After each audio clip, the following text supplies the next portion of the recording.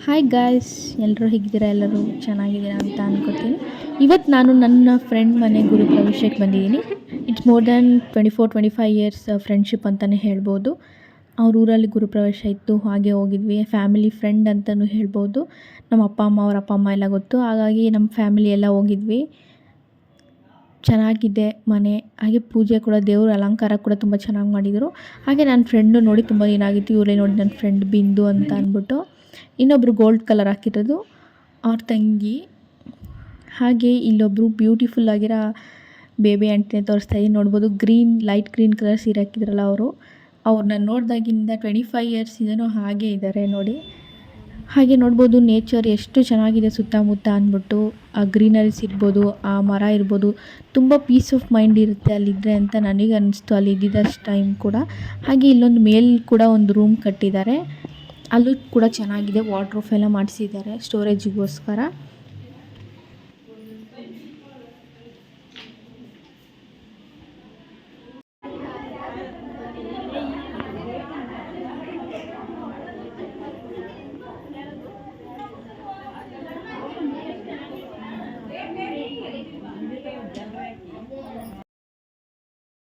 ಊಟ ಎಲ್ಲ ತುಂಬ ಚೆನ್ನಾಗಿತ್ತು. ಫಂಕ್ಷನ್ ಮುಗಿಸ್ಕೊಂಡು ಅಲ್ಲಿಂದ ನಾವೆಲ್ಲ ಹೊರಟ್ವಿ. ತುಂಬ ಮೆಮೊರೀಸ್ ಇದೆ ಅಂತ ಹೇಳ್ಬೋದು. ಅವಳದು ನಂದು ಎಲ್ಲ ಒಟ್ಟಿಗೆ ಟ್ಯೂಷನ್ಗೆ ಹೋಗ್ತಿದ್ವಿ, ಒಟ್ಟಿಗೆ ಸ್ಕೂಲ್ಗೆ ಹೋಗ್ತಿದ್ವಿ. ಒಂದೇ ಕ್ಲಾಸ್, ಒಂದೇ ಸ್ಕೂಲ್, ಒಂದೇ ಟ್ಯೂಷನ್, ಎಲ್ಲ ಒಂದೇ ಕಡೆ ಮಾಡಿದ್ದು ನಾವು ಇಬ್ಬರೂ.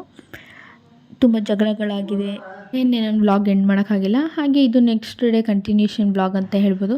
ನಮ್ಮಮ್ಮ ತುಂಬ ಸೊಪ್ಪುಗಳನ್ನ ಚೆಲ್ಲಿದ್ರು, ಅದರಿಂದ ವೇಸ್ಟ್ ಆಗಬಾರ್ದು ಅಂತ ಏನಾದ್ರು ಹೊಸ ರೆಸಿಪಿ ಟ್ರೈ ಮಾಡೋಣ ಅಂತೆಲ್ಲ ಎಷ್ಟೊಂದು ಮಾಡಿದ್ದೆ. ಹಾಗೆ ಇವತ್ತು ಪಾಲಕ್ ತುಂಬಾ ಬೆಳೆದಿತ್ತು, ಅದಕ್ಕೆ ಪಾಲಕಿಂದ ಉಪಯೋಗಿಸ್ಕೊಂಡು ಒಂದು ಚಪಾತಿ ರೆಸಿಪಿ ಮಾಡೋಣ ಅಂತ ಬಂದೆ.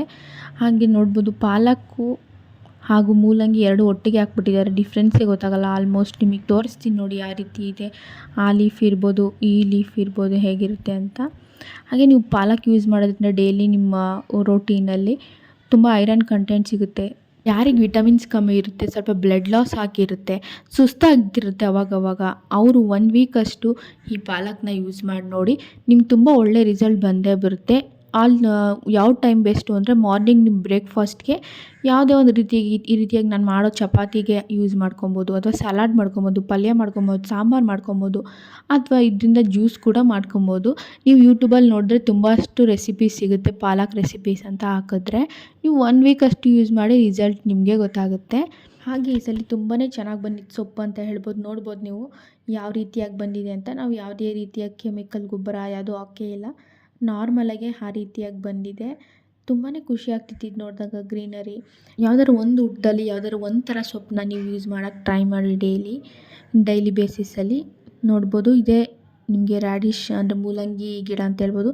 ಏನು ಡಿಫ್ರೆನ್ಸ್ ಇರೋಲ್ಲ ನೋಡಿ, ಎರಡು ಸೇಮ್ ಕಾಣಿಸುತ್ತೆ. ಆದರೆ ಅದು ಸ್ವಲ್ಪ ಮಂದ ಇರುತ್ತೆ, ಇದು ಸ್ವಲ್ಪ ತೆಳ್ಳಗಿರುತ್ತೆ. ನನಗೂ ಗೊತ್ತಿರಲಿಲ್ಲ ಫಸ್ಟು, ಈಗೆಲ್ಲ ಗೊತ್ತಾಗಿದೆ.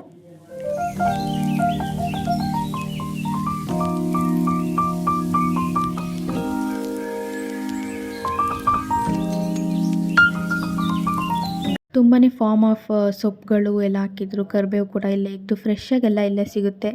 ಫ್ರೆಶ್ಶಾಗಿ ಯೂಸ್ ಮಾಡೋದ್ರಿಂದ ಟೇಸ್ಟ್ ಕೂಡ ಚೆನ್ನಾಗಿರುತ್ತೆ.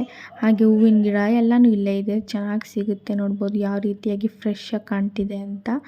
ಅದನ್ನೆಲ್ಲ ತೊಗೊಂಡೋಗಿ ಅಡುಗೆ ಮಾಡೋಕ್ಕೆ ಸ್ಟಾರ್ಟ್ ಮಾಡಬೇಕು. ಈಗ ನಾನು ಯಾವ ರೀತಿಯಾಗಿ ಪಾಲಕ್ನ ಯೂಸ್ ಮಾಡ್ತೀನಿ ಅಂತ ನೀವು ನೋಡ್ಬೋದು ಈ ವಿಡಿಯೋದಲ್ಲಿ. ನೀವು ಒಮ್ಮೆ ಟ್ರೈ ಮಾಡಿ. ಇದರಲ್ಲಿ ಅಷ್ಟೊಂದು ಟೇಸ್ಟ್ ಡಿಫ್ರೆನ್ಸ್ ಬರೋಲ್ಲ, ನಾರ್ಮಲ್ ಚಪಾತಿ ರೀತಿಯೇ ಇರುತ್ತೆ. ಹಾಗೆ ಮಕ್ಕಳು ಕೂಡ ಸೊಪ್ಪು ತಿನ್ನಲ್ಲ ಅಂತ ಹಠ ಮಾಡ್ತಿರ್ತಾರಲ್ಲ, ಅವ್ರಿಗೆ ಈ ರೀತಿಯಾಗಿ ಮಾಡಿಕೊಟ್ರೆ ಈಸಿಯಾಗಿ ತಿಂತಾರೆ.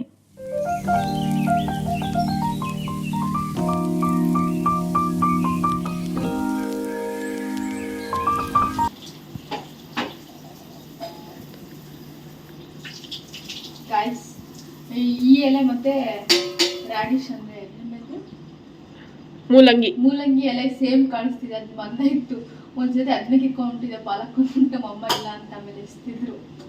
ಅದು ಮಂದ ಇರ್ತಿದ್ದು ಸ್ವಲ್ಪ ತೆಳ್ಳಗಿರುತ್ತೆ. ಯಾವಾಗ ಸೊಪ್ಪನ್ನ ಚೆನ್ನಾಗಿ ತೊಳೆದು ಕಟ್ ಮಾಡಿ ಫುಲ್ ಪೇಸ್ಟ್ ಮಾಡ್ಕೊಬೇಕು ಮಿಕ್ಸಿಗೆ ಹಾಕ್ಬಿಟ್ಟು.